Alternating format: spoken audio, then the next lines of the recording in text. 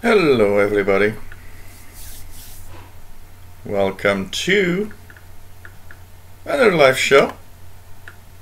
Hope everybody is fine. Looking at everything here, seems to be okay. So, hello everybody. And we are now going to start our little show. Hope everyone is fine. Hey everyone, welcome aboard. This is the live tech show number 110, and we are Thursday, March the 29th, 2018. And of course, this is a show about technology. We have some news items. We have some, answering some questions. And we'll have cat pictures today, as you'll see a little later. So this is a show every Thursday, 3 p.m. Eastern Time. That's 1900 UTC for the summer. And I hope you enjoy our show. We are here to have fun. There's a nice chat room. If you have a Gmail account, the only requirement, you can join a gang of great people that are just, fantastic, there to help, and there to also, have a chat together. It's kind of like a big family, basically, and hope everybody has a great time on our live show. So number 110 today. Incredible. I still am not believing we're at 110 show. This is pretty amazing. You can help me out by donations. PayPal.me/shortwave. Yes, I did fix the link. And Patreon.com/radio and computers, where you can actually give me a little something every month. So why not join the others that give me a little something? If you've never basically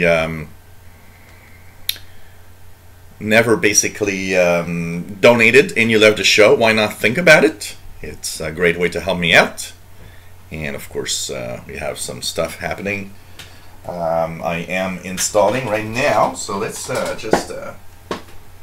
we're not going to talk about this in this show, but for those that are in the Insider program, by the way, we no, this is Chromecast, sorry. We're going to just show you that there is a build 17634 is installing right now at 62%. So this is a skip ahead build for the next version of Windows in a far, far away universe. And we'll talk about that in the Insider show a little later. And so, hey, hope you enjoyed today's show. And we'll have a lot of fun today. Okay, so if you have questions, we'll answer the questions after I do my little tech news roundup. So I hope that you will enjoy today's show. So it's interesting. There's a lot of happenings. I'm going to say hi to everybody first in the chat room. Green9227, hello there. Hatawahinta, nice to have you on board. David Mitchell, hello there. And we'll talk about that a little bit while we do the tech news. We're going to talk about screen previews update a little bit. We have Tim Robinson, hello there. Sean Robinson, hello there. Zach Antle, nice to have you here. Abhishek Sarkar, hello there. Douglas Elliott, nice to have you on board. Patrick Manny, hey, hey. We have David Walker. We have Bobby Burgess, of course. And anybody else that I forgot? Tim Robinson. If I forgot anyone, say hi, please. I like to say hello to everybody as we do the show. Mr. M. Ranking, nice to have you here. Pretty cool to have you on board. And welcome to this show. And pretty cool to have everybody here on board. Yep, iOS 11.3 released today. If you have an iPad, an iPhone, fixes a few things and adds battery, all sorts of battery features, including a switch to turn on or off the battery throttling if your iPhone is older than a certain age. Grateful Pearls, nice to have you here. Always fun to have all of you on board. Nice to see familiar faces. Nice to see new faces also. So, or, at least usernames. So the first news item is about the Uber self-driving car. So if you guys follow a little bit, and by the way, I've got beer today. So cheers, everybody. So there was an accident involving a Uber self-driving vehicle that basically killed a pedestrian. And of course, many different companies working with self-driving cars decided to kind of wait for that investigation to go through before they start again, because they want to know exactly what's going to happen. And it's one death too many, first of all. Of course, this should not have happened. And basically what is interesting here is that we learned today that the Uber self-driving car that was involved actually had missing sensors. They apparently put a car out on the road with less sensors, thinking that it would be okay. Eyewitnesses to the car crash, and apparently the video from the car is kind of thinking that, kind of showing us that the car had ample time to stop. It didn't react or stop at all. So it kind of didn't see there was a pedestrian that was actually going through. So it's going to be interesting, and I think, it was bound to happen. First of all, I think however you want to do things, even if you want to do them the best possible, it was bound to happen at some point. As it was bound to happen that there would be maybe a fatal car crash also. I think that was just waiting to happen. Well, what we see now is that what will come out of this is probably a set of regulations. So it's sad, but at the same time, let's take this in one of the positive ways of it will make self-driving vehicles implement much more security to make sure that this does not happen ever again, or at least the least possible. You can't avoid everything, it's impossible, but you can do something to at least mitigate the possibility that this is going to happen. So it's something that we gotta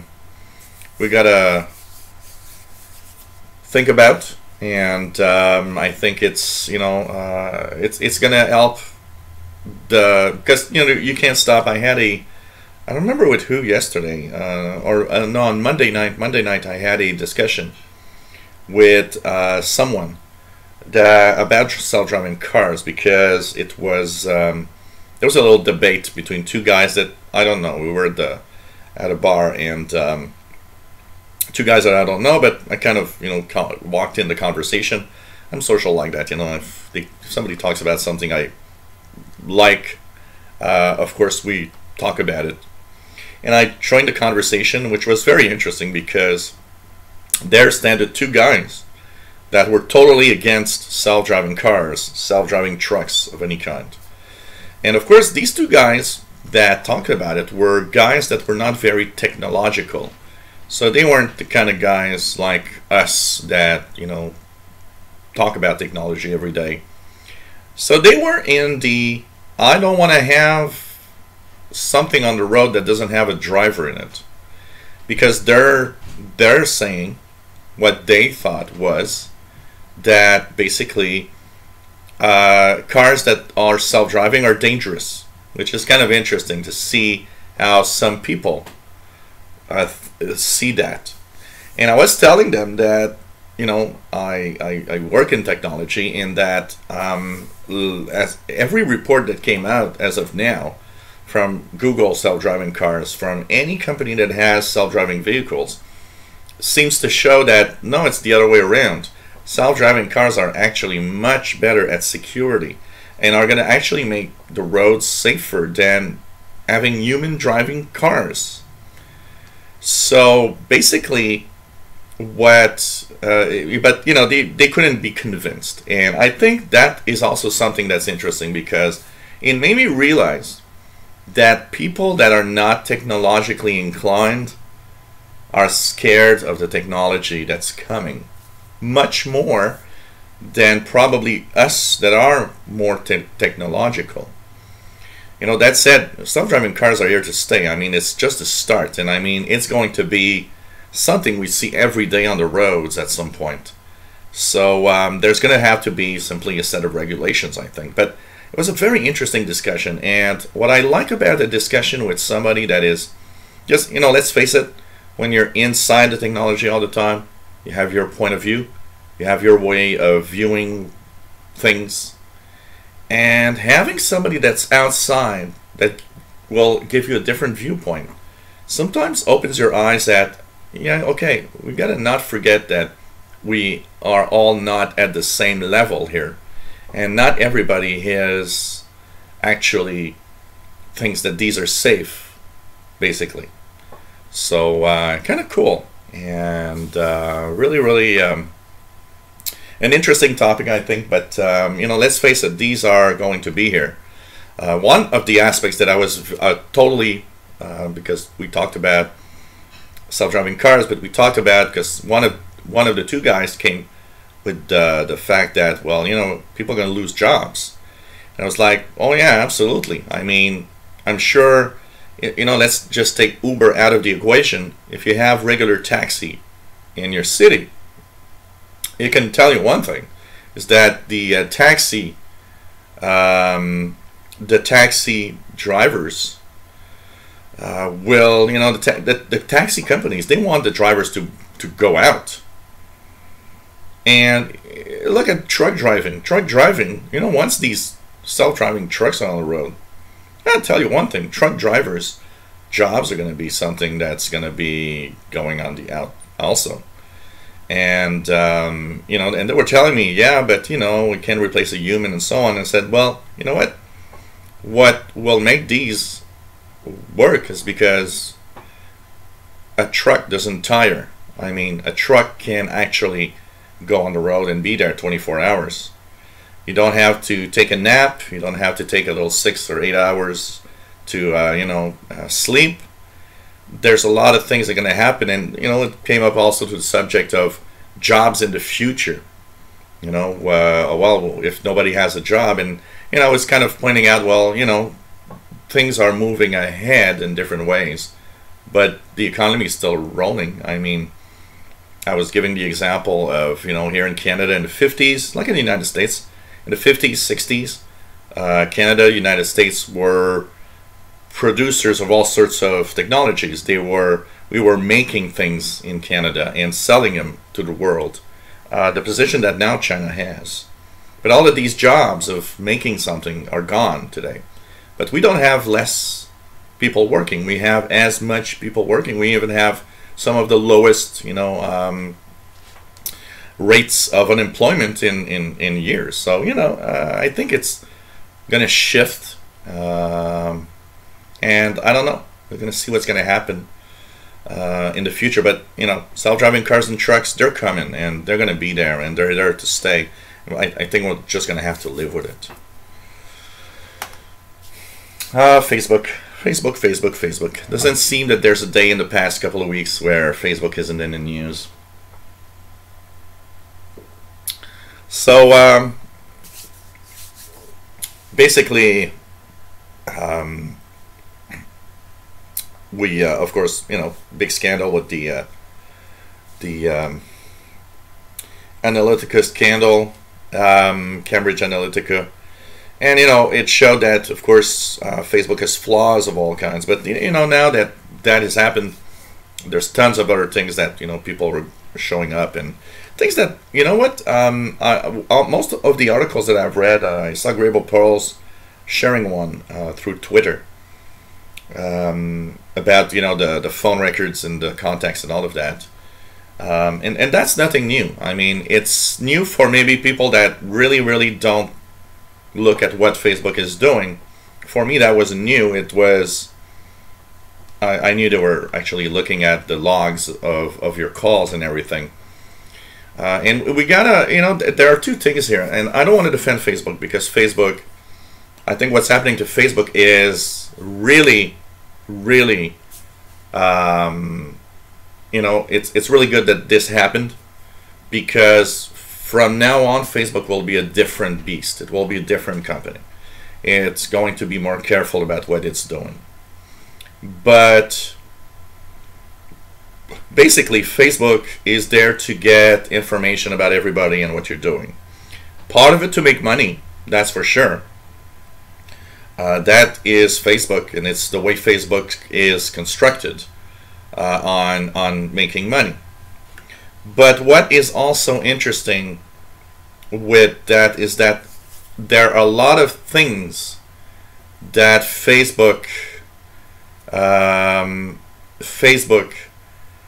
does, that it does because we want it to do it, in a sense that we want to have the possibilities that come with it. So, for example, if it can view your call logs, your contacts, it can actually cross all of this data and tell you, and for example, one of the things that I've noticed is that with the call log that I have on Android, my Galaxy S7, I had noticed that I had pop-ups. You always get that section that says, oh, you know these people, and you notice that these people, a few of them, I was like, oh, these are people that I actually have in my phone contacts, but that I don't necessarily want in my Facebook contacts.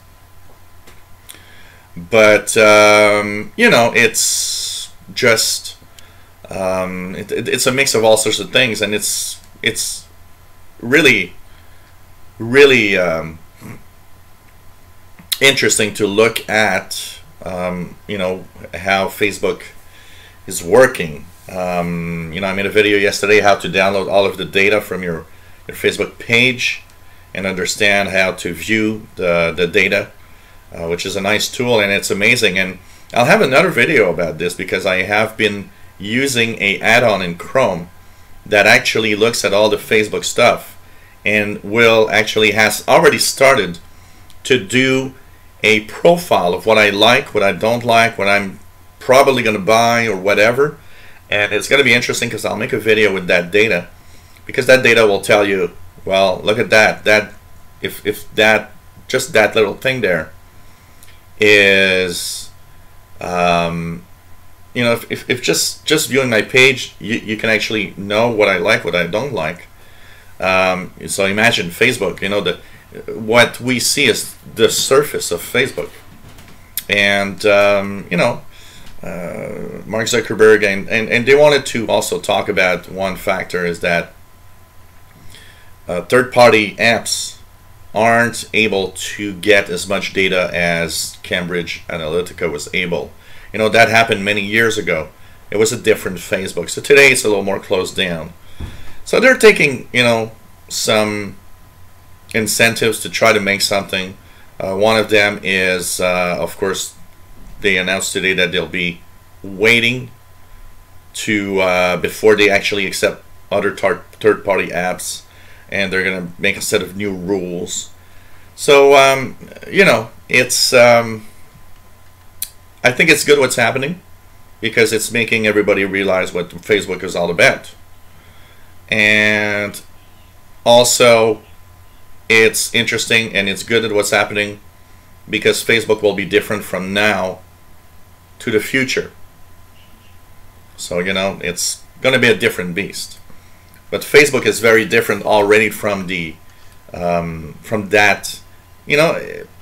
It's a very, very delicate way of mentioning, because Mark Zuckerberg was saying it's a breach of trust by a third-party app, which is, there was a set of rules and a set of ways that you can get data on Facebook.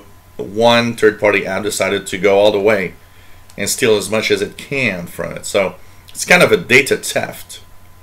But, there are some changes there. And I think at least one thing that comes out of this is that Facebook will be different, as more people will be looking at what's going to happen in the future. And it's all one thing that's very simple here. The problem is not just Facebook. The problem is,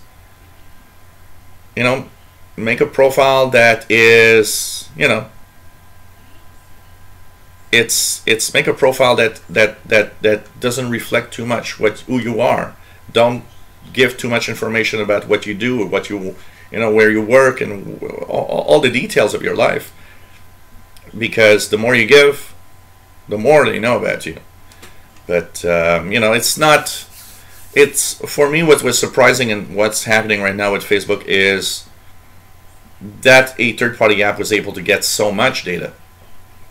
But honestly, Facebook is known to, it lives off the fact that it has tons of information on everyone. That is what Facebook does. Did it digress from maybe what it wanted to do innocently at the beginning? Yesterday I saw a video of Mark Zuckerberg, interviewed in 2009, I believe, where he was asked if Facebook would sell user data. And he honestly said, no, we'll never sell user data. I believe that he thought that was probably true in 2009. It was young, Facebook was new, but it changed. It changed. Did he lie? I don't know. Maybe not. I think it was maybe not lying, but innocent and understanding what Facebook would be eventually. So, it's social media, and we're going to see what's going to happen. You know what, Grape Old Pearls? That Federal Trade Commission investigation, it ain't going to do that much against Facebook, because what it's going to do is simply, the real company that's in trouble is not Facebook that much, especially if they change the way they were doing things. Cambridge Analytica is a company that we should all go for, and they should compensate. They are the ones that should really be punished. Facebook, if they are in a better position, doing things a little better, there's still no tons about you, and that we gotta make sure that you understand. But it's I think Facebook from now on is going to be a little different. What beer am I drinking? It's a Fin du Monde. I didn't want to drink beer, but then I thought, yeah, why not? I feel I've been having a rough week, so I'm a little kind of, if I'm not smiling too much today, it's not because I don't love you. I've got a really rough week. So, yeah.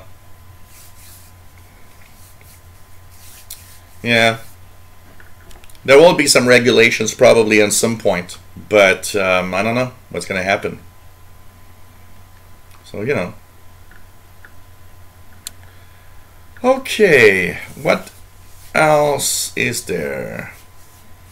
Yeah, I'm okay, Zancanto, don't worry about it.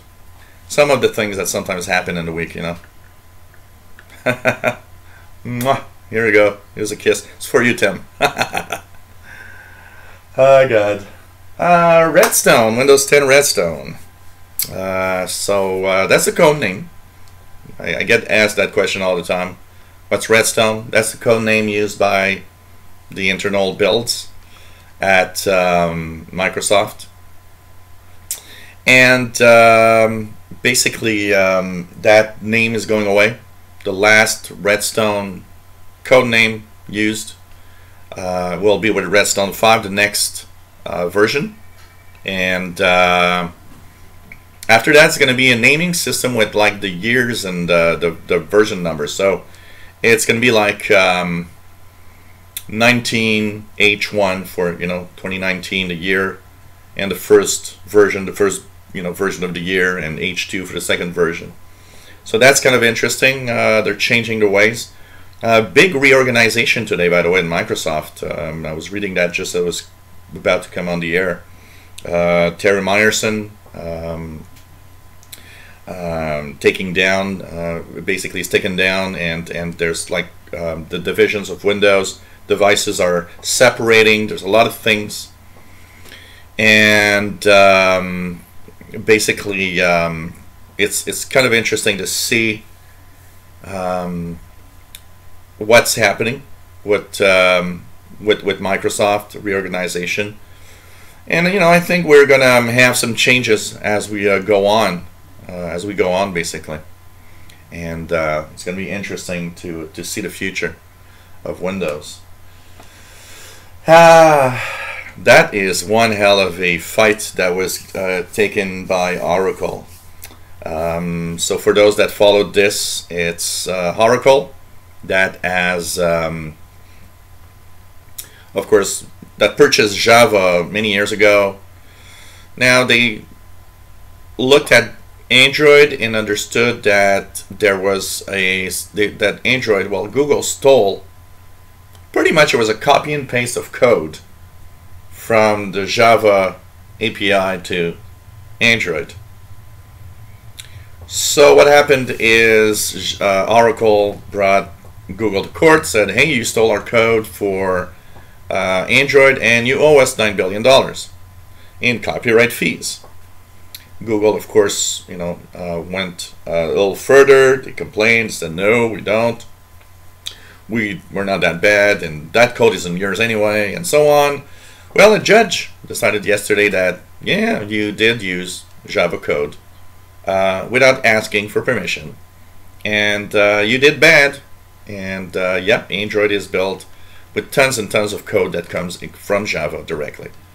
So what's going to happen next? I think this is going to be the biggest settlement ever for copyright infringement. Now, Oracle's asking $9 billion in damages. They're not going to get that.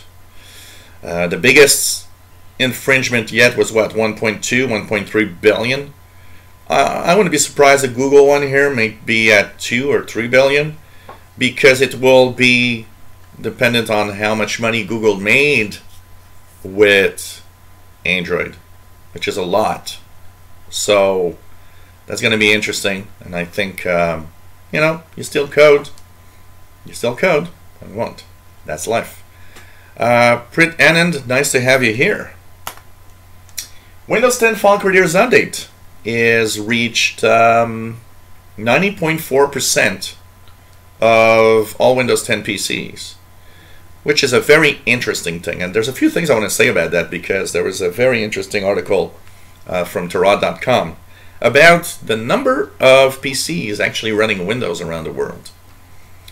And, we always have, and we've had for the past few years, this number that there was 1.5 billion Windows PCs around the world. Taha K, hello there, nice to have you here. So, Paul Tarot decided that, well, is that 1.5 billion number right? And he started thinking and making math and calculating all of that. And he kind of came to a number is that Windows PCs are probably much more than that. That Windows PCs around the world are probably more in the 2.5 billion mark. Because he was trying to get the numbers right from that number of PCs to that number of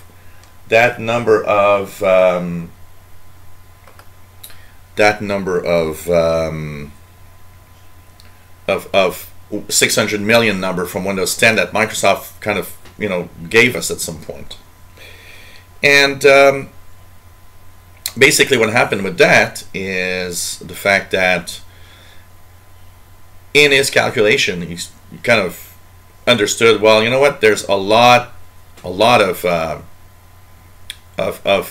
more PCs than we thought around the world.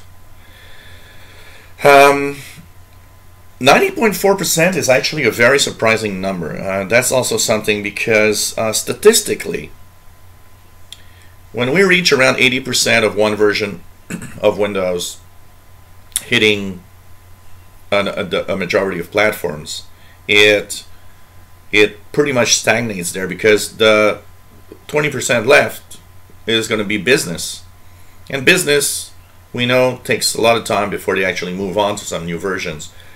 which is totally normal. They have much more at stake. You know, I mean, they have so much that relies on that version of Windows that anything can break. So it's going to take time before any company moves on, which is totally normal.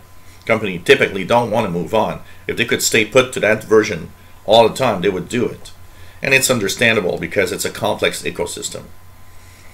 But 90.4%, and this surprises pretty much everybody, with the fact that also I think it gives us a few indications here. First of all, I think it's a proof that the rollout of that Fall Careers update really went smoothly with very little problems that people had.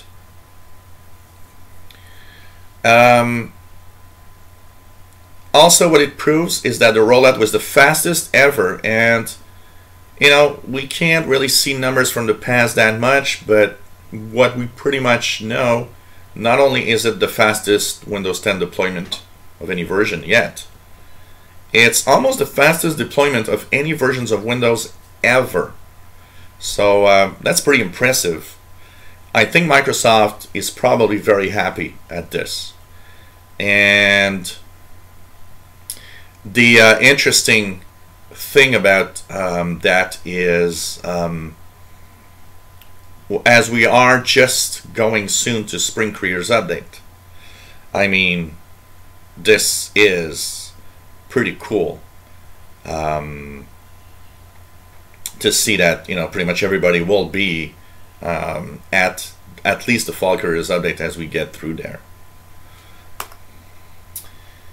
How much, you know, these things that we have, you know, like my Google Mini here, and you know, the Amazon Echo, or that, you know, Armor Cardin speaker assistant.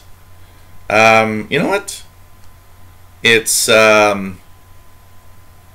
what is it doing when, for example, I'm doing a live show now, and my, you know, my Google Mini is always there. You know, I say, okay, Google, what's the temperature outside? In Montreal right now, it's 9 degrees. So, you know, it's listening all the time, because every time I issue a command, it just lights up. It knows that I talked to it. And one of, actually some privacy advocates this week were mentioning, what do we have? And what do we know about these assistants listening to us all the time? What are they gathering in data all the time? So that's kind of interesting, because, and it's a valid question. I mean, these companies tell us, well, if you don't issue the command, we're not listening, we're not getting data. There were some slip-ups, though. There were some goof-ups where we learned that, for example, Google had received some of the things we were saying. You know, we had a few things where we learned that Amazon Echo, for example, had sent back to Amazon servers some of the conversations. We have that, you know, that person that was actually convicted of murder or something, and the way that they actually knew was that in what was kept within that device, they actually could hear what happened when the murder arrived. So, you know, it's kind of okay. It's kind of weird. And we don't, you know, what are these things doing when we're not talking? I think it's a valid question, and I think we should have more information about it. I think it's really a good idea that we know more about what's happening with these devices that are 24 hours a day in our homes, listening all the time.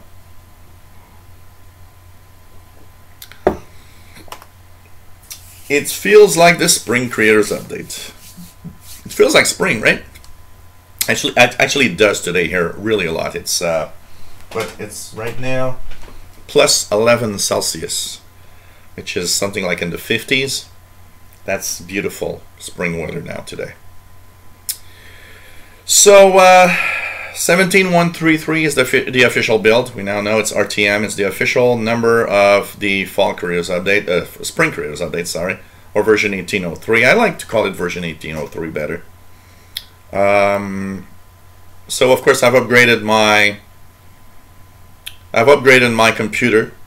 So I've got 3 computers upgraded to 17133, all without a glitch, except maybe just one little thing I've noticed on my main machine. Might take a little more time to boot up, but for usage and everything, seems to work fine. It seems even to be faster. I have the impression of it being faster on my main machine when I use it. One glitch that I did see on this machine here, which that is the insider machine, when I right click to empty my recycle bin, sometimes the window appears but it's transparent. I can't click anything, and I can close it down by the little X and right click again, and then it appears okay the second time. So I've had that on the insider machine only. I didn't do that on my main machine here. So that's it. You know, we're at the latest build, and what's going to happen next? Well, okay, a lot of things here. I see Green 9227 is having issues with it. You got to understand one thing, is that there are still going to be some bug fixes in it, first of all, okay? When it's released, because the official release date is April 10th, there will probably be on April 10th also a cumulative update that fixes little things that are crashing in here. One of the things I wanted to say to you, Green 9227, make sure you have nothing plugged to the USB ports. When we actually install a Windows version, and even in a regular install, I always unplug everything that's plugged to the PC. I unplug everything except the bare minimum that I need to have it working, and then I plug back the different things that I need to. But so you're having issues, Green 9227, and you know what? It doesn't mean that it's going to be a problem for you to upgrade to the Spring Careers Update, and that's why, honestly, that's why I say don't upgrade now. Wait for it to appear by itself in your Windows updates. It's very simple. The reason why, they have the telemetry from your machine that's being sent out. They know if there are things that are not compatible. They know if there are things that aren't working right. And basically, the rollout will go slowly at first. Will target the machines that they know are going to be fine upgrading to this version, and slowly move on to, you know, other machines. So that means, for example, Green 9227, you might notice if you're on the Fall Careers Update that on April 10th it won't appear to you, because they might know, oh yeah, we're not going to upgrade him because we know there's an issue right now, and eventually when that's fixed, it's going to be rolling out to you. So that's why, for the most part and for most people, what I think is the best thing to do is to simply you know, wait for it to arrive, and that's it. So, you know, it's you know, the best way to go through it.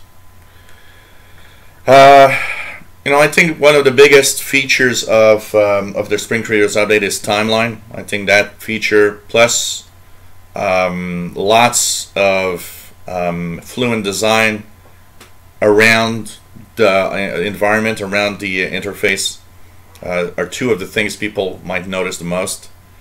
And there's a lot of things. You know what? I've started taking notes for my video, my reviews, and of Spring Careers Update that I'll do in several videos, and I've got tons and tons of notes now that I have to organize in a certain manner so that it looks good when I'll do all the several parts of the Spring Careers Update review. and that's going to be interesting to look at. But we're here. We're officially at the next version of Windows, which is just crazy when I think about it. I've the impression that the time flies. I have the impression that the Fall Careers update just came out not long ago. We're already at Spring Careers update. And what we'll know, summer will be over and we'll be in the fall update. It's going to be crazy. Prit Annan, can we expect new builds of Redstone 5 for the fast ring before the official release? It's not impossible. I believe there was a build of Windows of Redstone 4, this Spring Careers update, before the official release. They had already pushed people to the next version in the fast ring. So today, we've got a. I'm installing it right now on the machine, an older machine here in the back. I'm installing the skip ahead, which is 17634, and we might have another one, but this might be also the last skip ahead. It might be merging next week or the week after. So anytime, and that's why if you have 17133 installed right now, think about it. It's time to get out of the Insider program if you wish to stay put, because anytime soon we will have something happen and we're going to start moving on. Usually Donna Sarkar and the Insider team warns us a few days before. So once we start seeing our posts of insiders, it's time to get out of the program if you wish not to move on. That means we're extremely close to what's going to happen. So, it's going to be very, very interesting. Yeah, absolutely, Patrick. I just can't even, believe how fast things are going. So, it's kind of interesting. Zach Anto, well, there's a lot of interesting things in the in the Spring Careers update, including the timeline feature, which is kind of nice.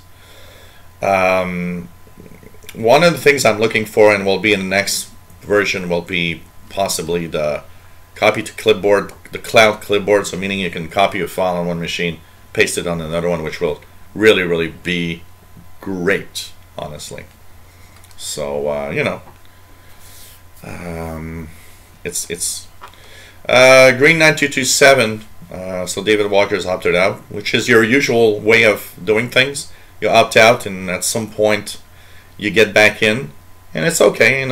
Let people like me suffer and show you my suffering on YouTube instead of doing it yourself. And at some point it's going to be okay. Prit Annan also says that he's removed himself from the Insider Bells, which is okay, and which is kind of cool, and really, really nice. How long to get security updates if you stay on Fall Careers update? It's 18 months. Remember that every time a new version comes out, 18 months is the amount of time that it is supported. So Fall Careers update has 18 months of life, unless Microsoft decides to expand it to 24 months. But for now it's 18 months, which brings it to mid 2019, somewhere in 2019, mid 2019. So you still got a quite a long time for sure. Zach Antle says, just wish they gave the File Explorer and some of the utility windows the same design as other apps. Yeah, the problem is they have to redesign them, because the File Explorer is actually a desktop app, and that is the day that's going to change is when they actually decided to create it as a Windows 10 app. That will be the redesign, because as long as it's a desktop 32 app, they can't change anything. They can't add Fluent Design to a desktop 32 app. It doesn't work. It has to be a Windows 10 app in order to work with Fluent and all of that. So that means File Explorer will need to be redesigned in order to have it working with all the new features and a different look and everything, and dark theme and so on. So well, I think, Britt Annan, that the fact that Redstone 5 is the last time they're going to be using that internal code name also tells us that they're going to be naming Windows 10 differently from now on to the future. I think that is showing us that there's a change in how they're going to name things. And honestly, I'd like the version numbers to be officially the names. No names, don't say anything. So, basically, it's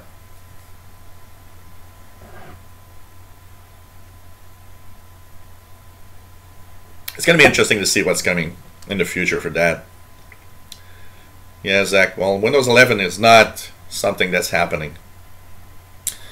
What you probably saw is there could be a possibility, because you got to be careful. One of the things that's very, very difficult to, by the way, to make a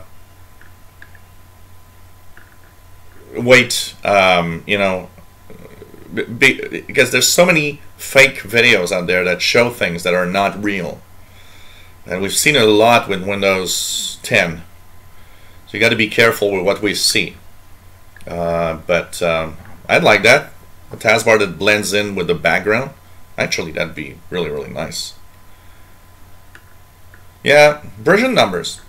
I want version numbers. Let's start a feedback hub post and say, hey, version numbers for the names of future Windows. It's just crazy. Insiders Anonymous, Patrick Manning. Yes, my name is Jill, and I'm here because I'm addicted to insider previews. I just can't get out, and I don't know what to do. Well, for you now, it's 1 year of no computers. No! So anyways. Abhishek Sarkar says it's safe to install Windows from... It's never safe to install Windows from all sorts of sites that are not official sites, and especially when they have all sorts of things like keygens and things like that. Remember that Microsoft knows when you're running a pirated version. There's one that's very, very interesting. For those that don't know the story, Microsoft knew all along for a very long time that everybody that was running pirated versions of Windows 7 with a kind of a keygen, and the reason why they didn't block those Windows 7 machines, because they could have blocked the key, and from one day to the next you would have had that, oh, your Windows is not activated anymore. Basically, it's what's happening is the keys that were used in the pirated version, and that's always what I always say, because somebody was telling me, oh well, somebody pirated the Windows 7 version, and I said no, it's not a pirated version. People call it a pirated version, but it's actually an official version of Windows. It's just that the keys used were keys that were made for volume licensing. So there's something called volume licensing at Microsoft, where organizations, for example, that have, say you're a big company and you've got 25,000 computers. Well, you'll pay for a volume license. It's one license that is the same for all 25,000 machines, and it's linked to your organization. So what happened with the Windows 7 thing is that the keys were volume licensed. Somebody, and the only way I can see this is somebody at Microsoft leaked the keys. Now they couldn't make these keys, you know, invalid from one day to the next, because if they would actually remove a key, they would not only deactivate all the machines that were pirated machines, but also the thousands of machines from an organization. So they knew that it was out on the wall, but they knew that they couldn't do much about it. They really couldn't do much about it. So that's pretty much what happened with Windows 7. So, but the way that things are happening is that Windows 10 volume license is different. That means with Windows 10, they can target specific machines and deactivate the activation. So when you go to a website that's an illegal website or whatever, a website that promises you a free Windows 10, you can run into trouble at some point.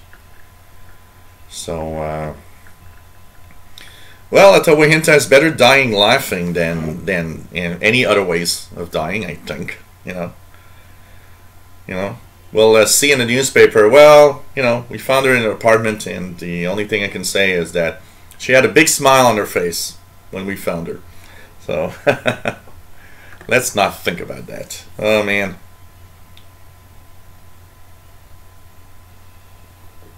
2 cybernetic bills a day to keep the doctor away. We'll have what is that? We'll have autonomous doctors. Big robots. They're going to say, okay, now open wide. Put your butt in the air. We're going to check your rectal temperature. And you know, it won't be warm, so you'll have these metal things from the robot feeling, you know, really cold in your ass. Okay, sorry. Oh, man. Well, you know, that's the way we should go. I mean, laughing and not knowing about it. I think that's the best way we could go. Ah, God. Well, let's not go right now. You know, I mean, we got, all of us, many years left. So let's just... Tim says, oh, I have a mental image. I didn't want it in my head. You'll see in 10 years when that autonomous doctor wants to take your temperature. You'll remember me. Walmart that wants to have smart, you know, shopping carts and drones flying over your head that's going to help you find those things that you try to find all the time. One thing for sure, if Walmart does this here, I want to be there. I'm actually wanting to take some videos. I want to be there and ask the drone to show me everything. All there's missing in here is like autonomous self-driving shopping carts. That would be actually good. That would actually be good because, you know what? There's so many people like banging inside, you know, and I hate that. You know, when we go to the grocery store and somebody bangs in you with the shopping cart and you're just like, you know, that infuriates me. I feel like just smacking. That's like, I'm gonna smack you. And you know, maybe we should have autonomous shopping carts. They're gonna stop banging on, you know, in other people and in other carts. It won't be as bad as, you know, I mean, have you guys noticed? I've noticed that once, and I told my brother, and he started laughing like really crazy. I said, look at how people drive their shopping carts within the grocery store, and then look at them driving their cars. You'll see it's the same thing. If they bang into you, the car's probably already has a dent or something because they actually, you know, ran into some other car in the street or something. It really goes together. It's crazy. It's like, I think we could have driving lessons using only shopping carts. Okay, here you go. Go with the shopping cart in the grocery store full of people. Take a left here. Take a right here. Okay, we need to go to get some ice cream. Yes, you'll have to pass that 4-lane shopping cart highway. You know, it's the same thing. I mean, it's just crazy.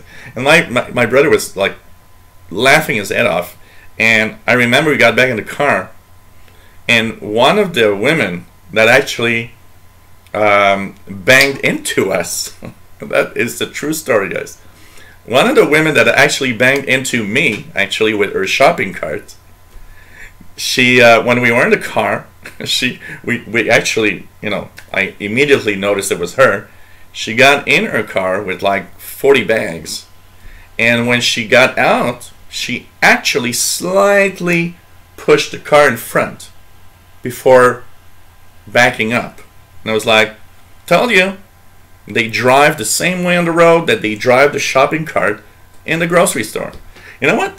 I'm thinking right now, this sounds so much like a Seinfeld moment. There should be a Seinfeld episode, The Shopping Cart. Maybe I should do a Seinfeld, you know. So anyways, you know, it's just crazy. Yeah, these are days Green can wait after the erotic hour with Jill. Oh man. So anyways, you know, it's just crazy. Okay, a few questions. Gripple Pros wants to understand some things about her OneDrive. And I'm going to go quickly here, Gripple Pros, but I already started doing a little video that I'll actually, kind of a series of videos. So, of course, she has some problems because she's actually running out of space with OneDrive, and that because she's got some extra space that's going to go away soon. She's going a little crazy here. How do I, how do I understand everything in what's happening in OneDrive? So I will be one of the first to say one thing. OneDrive isn't super easy to necessarily understand where you are at all the time. And I gotta say that with the next Spring Careers update, you actually might find it easier, Gripple Pros, to understand what is where. Because in the next version of Windows, but already now we have a little bit of it in the Fall Careers update. So there are icons that tell you what's in the cloud. So that will have a little cloud icon. What's in your computer and in the cloud has a green check mark. And there's a third one that is kind of telling you that it's on your computer only. So there are three types of icons that show up. Cloud, it's only cloud. Green check mark, it's on your PC. And there's one in the middle that I'm trying to remember what it is. It's a clear icon. So you got a full green icon with a check mark, and you got a clear icon also, I believe. That one means that it hasn't synchronized from your cloud to your PC. And anyways, you get it how complicated it can be to explain. It's just crazy. So, well, if you lost it, Gripple Pearl, simply go into your Start menu. Okay, if you go into, just go here. So if you go into your Start menu, Gripple Pearls, and go down to the O, you will see OneDrive will be there with a little cloud. You can click on it. It will reappear. It will reappear on your taskbar. So I'm gonna make a series of videos because it's a little complex to explain every little detail, and I gotta say it requires a series of videos just understanding it, because you can easily get lost. But one of the things you gotta understand, OneDrive and File Explorer are two things, because you're mixed, and I understand why you could be mixed up. File Explorer is the way to get through the different places around your computer, but also OneDrive. OneDrive is part of your File Explorer. So when you click the File Explorer, you have local folders, which is this PC. And you'll have separate folders for OneDrive. So you see here there's a cloud, there's a check mark, and do I have any other type of... so when it's a cloud, it's only on OneDrive, by the way. So anyways, File Explorer is a way to see what's on your PC or on OneDrive. It is an app. It is a desktop 32 app on your computer. It is not OneDrive. OneDrive itself is the cloud storage thing. File Explorer is just a way to show you where. So what you need to do is understand when you go to your File Explorer, are you on this PC? So you'll have the look of this PC. That's on your computer, by the way. And you can go to your hard drive and you can go into your, your folders.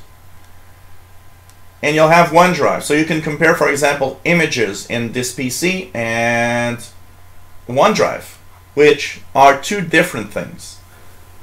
But they might contain the same thing. And that's the thing that's complicated to understand. You know what? I've, over the time, almost, I find it cool that OneDrive can sync all the data up in the cloud automatically. But honestly, I sometimes rather use it. I rather use it manually, meaning I stop the syncing. I stop the OneDrive syncing, and what I have in cloud, I can manually right-click, copy, and paste in a folder in my computer. But I totally understand why it's kind of really complicated to explain. So if you have a cloud in front of a picture, it means it's in the cloud only. Okay. If you have a check mark, it's synchronized, meaning it's in the cloud and it's on your computer at the same time. So here, for example, if I look at, I don't know, my desktop, so it says here that I've got an icon here, status. So that status means that it's a clear check mark. That's cloud. And let me just check it out here. I'm explaining it, I'm getting lost, so imagine. So available on this device. So you know what? What you need to do is, if you put your mouse pointer over the icon that shows you, it's going to tell you if it is on the device or not. So here the check mark says, when I put my little pointer over it, says availability status available on this device. Means it's on the computer. Okay? Let's try to find one with a cloud in it. Sorry, I've really got some. I don't think it's at here. I think, I didn't. As you get older, unfortunately, you have to sometimes snip at the little airs going in your nose. I think there's one that's just playing tricks on me right now. Sorry about the details. So that means, so here I got a cloud icon. If I leave my mouse pointer on it, it should normally tell me something. It's not right now. I mean, I hate it when it does that. Oh, cloud is blue, cloud is green. Okay, file or folders. That I had not noticed. If we go to properties, what is it going to say? So, availability. Well, that's another way of actually seeing where it is. If you right-click on a folder or on a file, if you want to know where it is when you actually look at it, you can right-click on whatever folder or file, click Properties, and actually, in here, you have location. If it says OneDrive, that means it's up in the cloud. Where if you click Properties on a regular file, well, it's still in the cloud. Well, this is messed up. Okay, availability when online. Here we go. Took a lot of time. You got to give it time. So if I leave my pointer in the cloud, it says available when online. So it's, you understand why I'm going to make videos, because I'll try to explain it in a much easier way, honestly. What purpose do the actual files serve? Are they different from photos? So, okay, and our files, you say because most of the files are photos folders. Are the files also different from my albums within photos? So here's the thing. Everything in a computer is a file, but a file can be within a folder. Think about it as using a book. And in that book, you decide that you put some pictures in that book. So like a photo album. Okay, think about it manually. You've got that picture, that photo album. You put your pictures inside it. So that photo album is the equivalent of a folder. The pictures inside are files. And a photo is a file. It's the same thing. Okay? Every type of document, pictures, a PDF document, a Word document, a text file, whatever, they're all files. They're all files. One of the things you say, are folders taking space or files taking space? And you know, when I look at what's happening here is that a lot of you have the same problem in understanding the file system as pretty much everybody I've ever met when I was fixing computers. 90% of everybody doesn't understand the file system, how it works. And that's where it gets complicated. So an empty folder doesn't take really much space. It's not a zero. It's not. It takes a little something because it's there, it exists, and it has a name. But it's too small to really make a footprint. So basically, an empty folder doesn't take usually enough space to really make a difference. You'd have to have, you know, thousands and thousands and thousands of empty folders to start maybe showing that there's something there. But these folders contain files, contains pictures, contains whatever. So it actually gives a weight to that folder. The total files within that folder are going to give the weight of that folder. So if you have 100 pictures, for example, a great example that I'll use is that Tommy wanted to show us his cats. And we're going to go and show that. So I made this folder here, and I put the pictures of the cats there. So that folder is 5 megabytes size. Why? It's the total size of the pictures within it. The folder itself doesn't really take any weight. It's the picture. So let's look at Tommy cat. So Tommy's cats, he's more than one cat here, by the way. So we're gonna wait for the photo app to, here we go. So here's one. So this is Tommy's cat. Or he says mom's cats, but you know, it's their cats. 1, 2, there's another one here. Got another one here, cute. And another one here. That's amazing picture. Wow, it looks like Paul the cat when he sleeps on my desk. So these are Tommy's cats. So you see, I've got 4 pictures, which are files. Honestly, they're files that each take a certain amount of space. And we've got within here, of course, this is within a folder, basically. So you get the drift a little bit, but you know what? I'll try to make it easier in a series of videos. I think one of the things that I haven't talked a lot about in the different videos that I did was OneDrive, but whew, it's just crazy. But it is, I understand it's tricky to understand everything in the folders and everything. So, you know.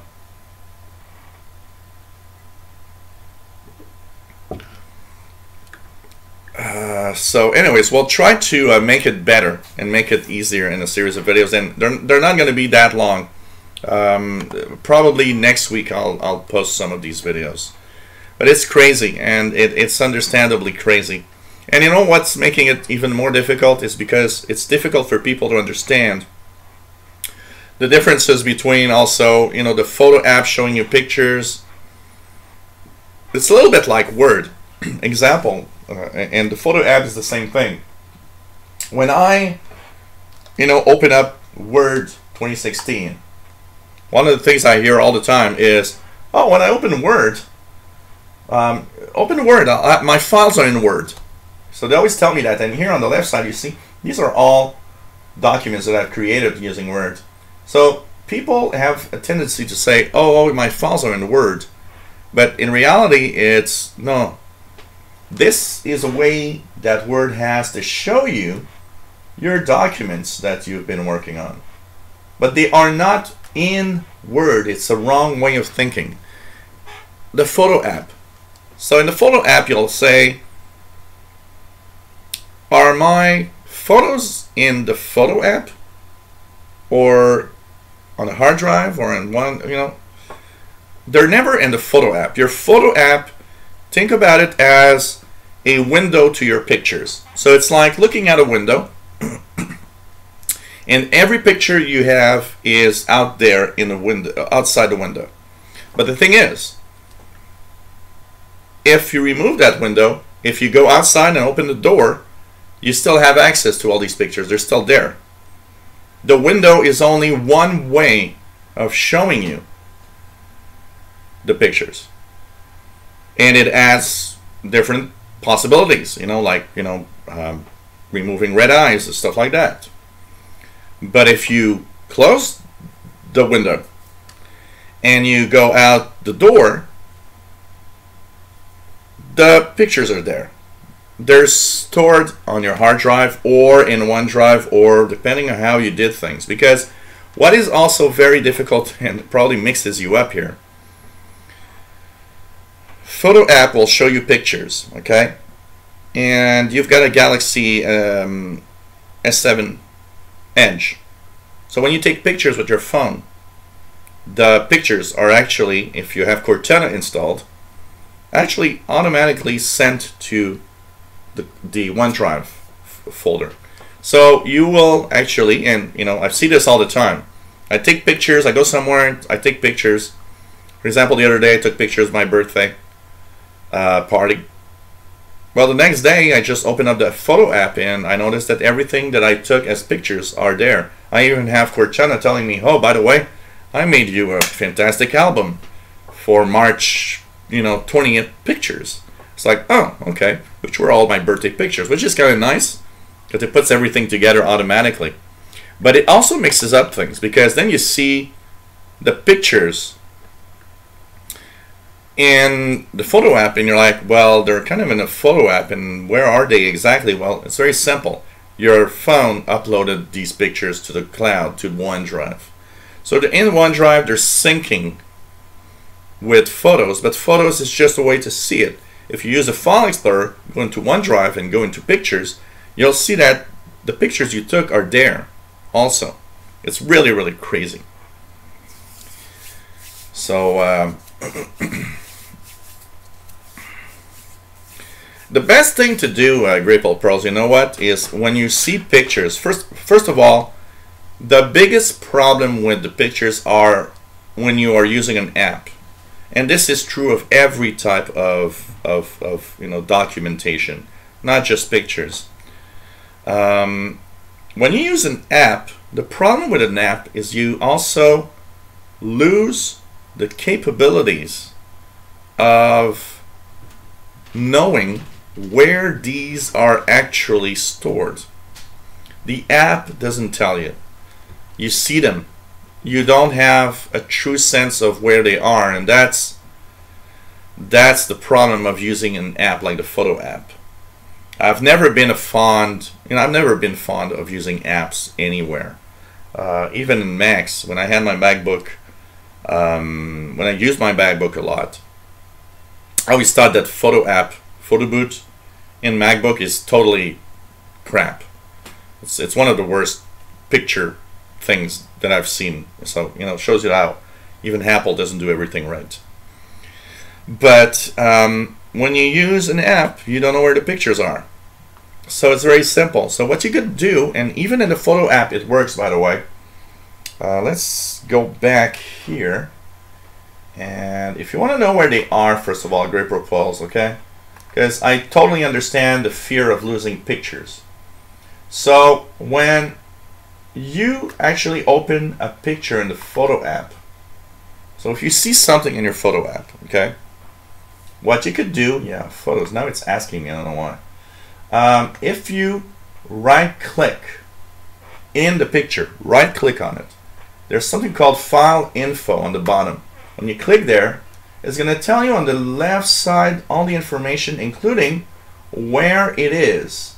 It's going to tell you it's located, in my case, it's located in OneDrive, Cats, Source, OneDrive.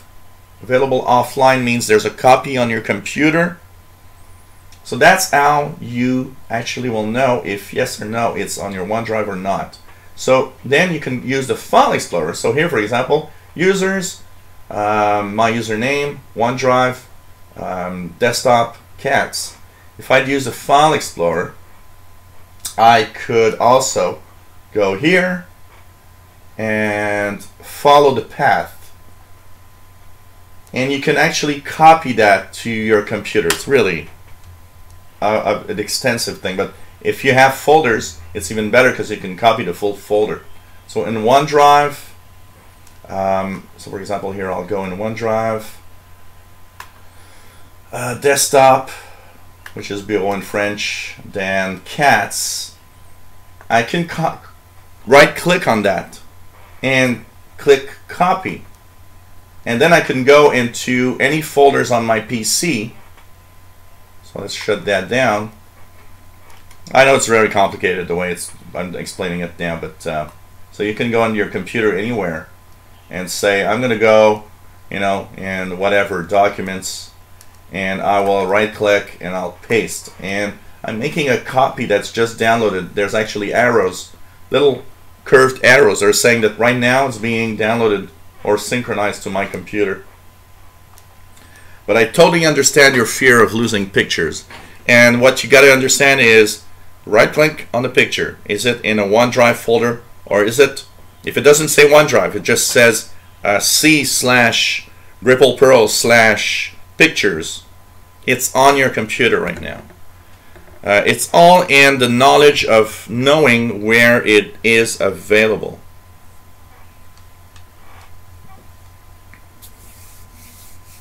So, you know, in your File Explorer, you have OneDrive on the left side available. You can go directly from there. It's really, really, really crazy. So, you know,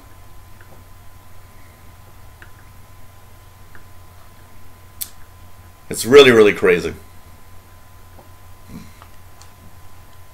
But I'll try to make a series of videos next week, Gerbil Pearls, and we're going to try to put things straight in understanding slowly how to find out where pictures are and how to put them somewhere.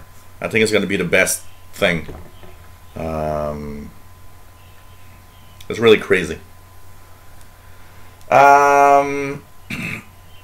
Also, we have a question about, Frank has a question about getting prepared for the Spring Creators Update. What should I do to get ready for that? Basically, you need to first of all maybe back up your stuff. You know, backup is an essential part. It's not even because you're upgrading or anything that a backup is important.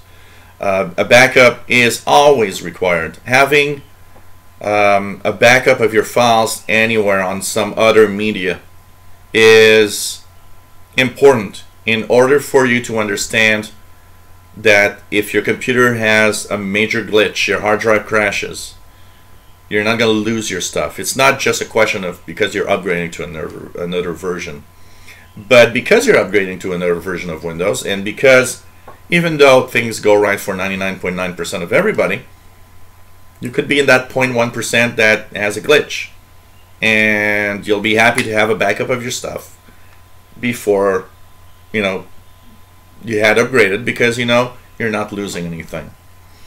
Apart from that, you know what, clean up a little. It's time to clean up. You know, it's time to remove the software you don't use and the different programs that are there and just lying there and doing nothing.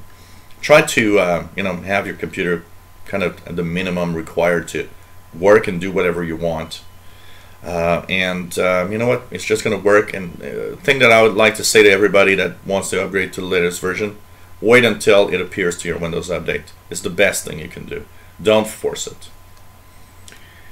Gino, how can I stop Windows Update? Well, if you're talking to stop Windows Update, to simply stop every update, no.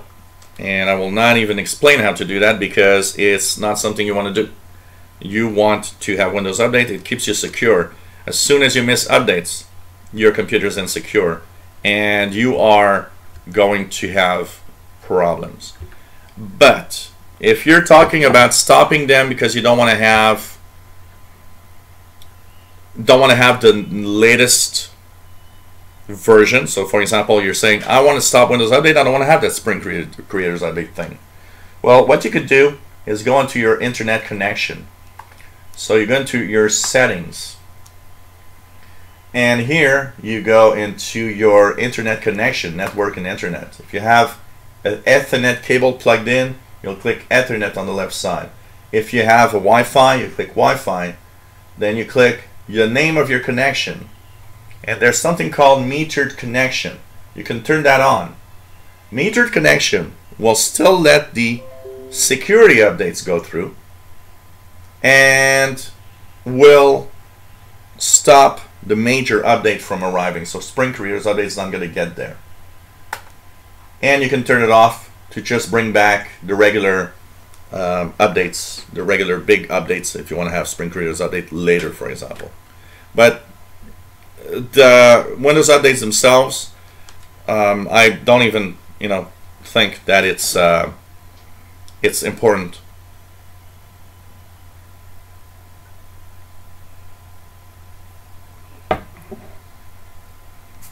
It's it's something you might not want to stop because there's a lot of security updates, and I don't honestly live with the updates. Over the years, there's a lot of people that said to me, well, I hated that these cumulative updates are forced on me, and it's like I got no problem with that, honestly. That side of updates, I got no problem with. They are most of the time security updates, and for a long time, as a tech guy,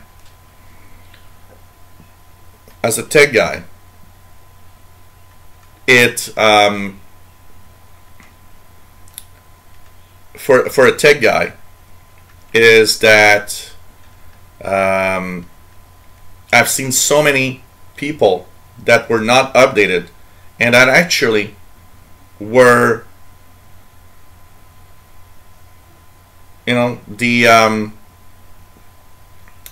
back in time missing tons and tons of updates. And that's one of the reasons why they have had viruses and malware. Because if you stay back in time in your updates, you're just gonna get something off the web, and very easily, by the way, because all the security flaws that are there, So but I do understand why people might want to defer the big updates like the Spring Creators Update, for example. Most interesting feature asked about the Spring Creators Update. Timeline is kind of a nice one. I think it's one of the really cool things, cool features in the Spring Creators Update. But anyways, you know what? Stay in touch on this channel, because I will have the full review with all the details, and you'll see there's a lot of things, basically. So, what else do we have?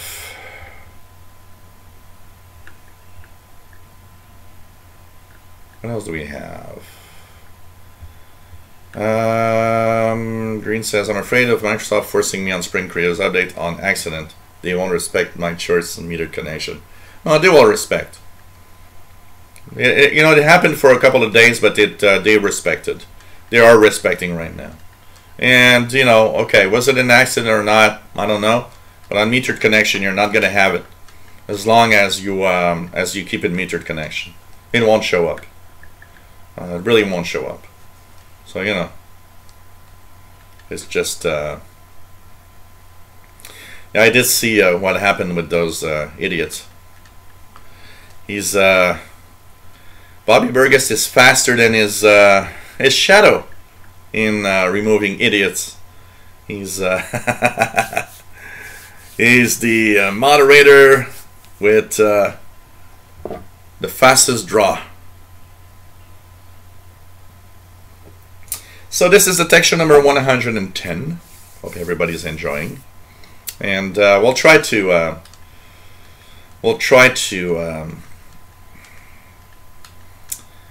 the biggest problem right now, and I just see it when I see Gripple Pearls talking about how she does the things and how she's viewing things. She's using way too many things to view whatever we need to view. And that is the first big problem. It's difficult to help somebody that's already lost in the way that we have to view things. And that's a big problem. So, you know.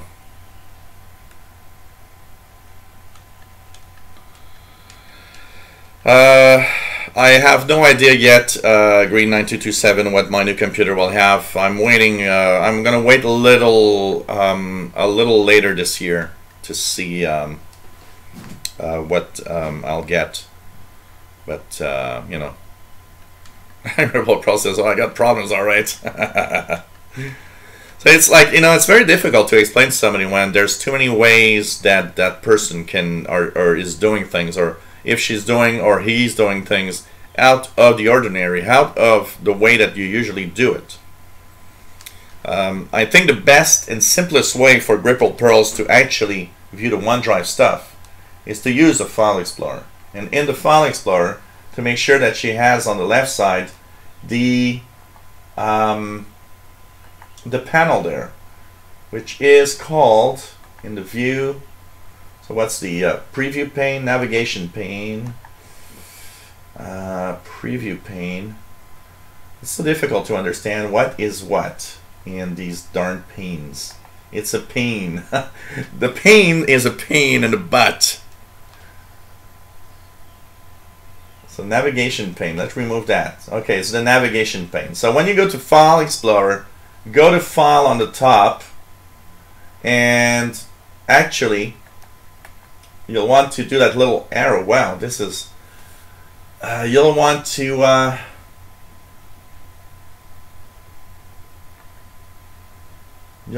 have the in the view, you'll want to have the navigation pane available on the left side. Navigation pane, you have to go in view, and there you will see on the navigation pane that you have OneDrive and this PC. Think about it as OneDrive being everything you are on the cloud in the OneDrive folder, and what you'll see in this PC is what's on this PC. And you know,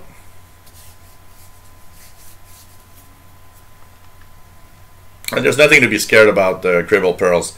The OneDrive icon is only for synchronizing.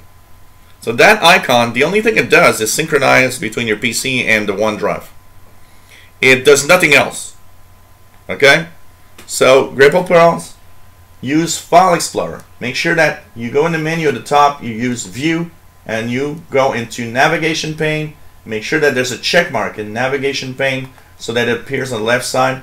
It's the best way you'll have access to both OneDrive and this PC. There's absolutely nothing to be scared about the fact that the icon for OneDrive is gone, because all it does, frankly, is automatic synchronization between your PC and OneDrive. It's not what gives you access to OneDrive. It's not what it's not going to prevent you from going to OneDrive. It's just an icon that synchronizes. So, you know, it doesn't matter, Gripple Pearls. What you want to do is use that trick that I told you, File Explorer. I think it's the easiest way you'll get out of your problems. Is use File Explorer, make sure that you have the navigation pane available on the left side. And when you click OneDrive, you'll view what's in OneDrive. And when you click this PC, you'll view what's inside your computer. You'll see the two different places. And then you can, you know, either click and move, you know, your files. But, you know, I suspect that everything you have is on your PC and on OneDrive, basically. But you know, I understand the side of being scared of losing pictures or things, especially pictures. You know, they're impossible to get back. Honestly, it's one of those things that's so complicated sometimes. I can tell you that. Yeah. Green 9227, the first processors with no flaws will be in the second half of this year.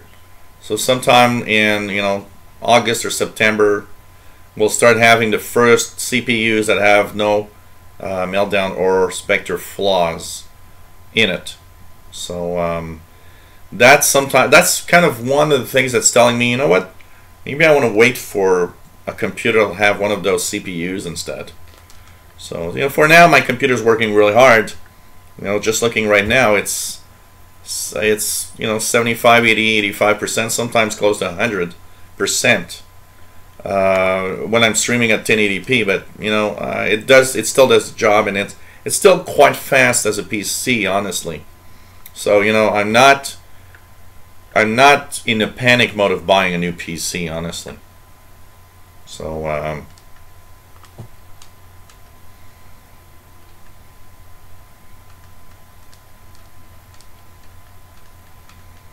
It's downloading simply because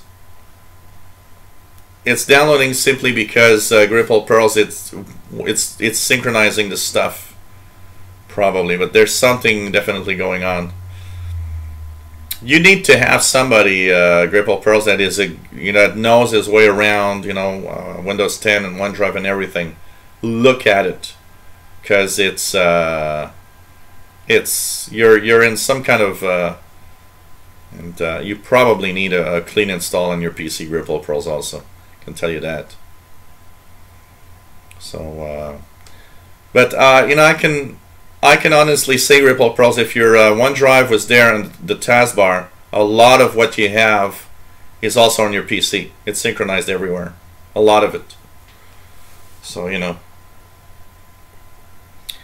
honestly, I don't need that much space. I can easily get by with 256. Honestly, 256 is enough for me. If I get more, I'll get more, but it's not something that you know. As an internal hard drive now, you know, I look here. I've got a 1 terabyte drive, and because I have a 1 terabyte drive, honestly, I've been probably a little, you know, kind of just careless. So here, out of total size of 950 here that I have got, I have 601 left, which means I'm using a little more than 350. Technically, I could easily live off a 256 hard drive. Honestly, what I want is fast. I'd rather have a 256 that I'll pay more because it's the fastest SSD ever than have a 1 terabyte and have a slower SSD. Because that's also one thing you got to know. The bigger the SSD, the slower it is. I'd rather have speed than space, honestly. Well, RAM will probably 16 gigabyte by default. But then again, you know, I'm not that big of a usage of RAM. Here I've got 8 on this machine, which is always enough. I never use anything that, you know, but I'll probably have 16 because the machine I'll buy will have at least 16 anyways. And what is most important for me, honestly, the fastest SSD possible, even if it's just 256, and a dedicated GPU. My laptop needs a dedicated GPU. You know what's saving my butt here on this Core i5 machine that's 5 years old? Is the fact that it has a separate GPU. It doesn't perform the same as the crappy Intel, you know, integrated graphics stuff. And it shows in the performance that it's much different. So, you know, I'd rather have dedicated GPU with its own RAM, and fastest SSD, even if it's just 256. You know, 256 is the minimum, but honestly, I probably could live with just 128. You know, but I would not go below 256. That's for sure. So hey everyone, hope you enjoyed today's show. I will be taking a little 25-minute break as we are going to be in the Insider Show in 25 minutes. And we hopefully will be having all of you there in a few minutes. And really enjoyed the show today. And so take care, everybody. And Ripple Pearls, I'll try to do a series of videos that will hopefully help you as much as I can possibly help you from the distance we are. So take care, everybody, and hope you enjoyed today's show. We'll be back next Thursday. Sorry, I always say Tuesday. Thursday, 2000 UT. Friday, tomorrow, is a show, which was the VHF UHF show, by the way. And no, your app is on your computer, Ripple Pearls. It's still there. Maybe one thing that your app needs is an update. Maybe it needs to be updated. But no, it's still there. It didn't disappear, Ripple Pearls. I'm sure of that. So we'll try to do something to help you out for sure. So take care, everybody. For those that are in the Insider Show, see you a little later, and hope that you all have a safe time. Love you all. Take care, everyone. Thanks for being great fans. Bye bye.